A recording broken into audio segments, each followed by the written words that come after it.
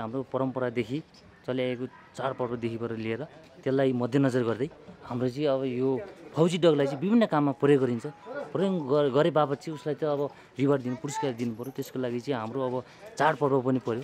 कुकुर भैरवको बान भइसकेपछि चाहिँ हामीले चाडपर्व अनुसारको हामीले चाहिँ यो पूजा गरेर उहाँहरूलाई पनि हौसला दिएर हैन डगलाई पनि त्यही भएर चाहिँ हामीले चाहिँ यो आयोजना गरेर विभिन्न किसिमको डेमोन्स्ट्रेसन सहित हामीले यो चाहिँ प्रदर्शन गरेर हामीले यो महोत्सव मनाएको।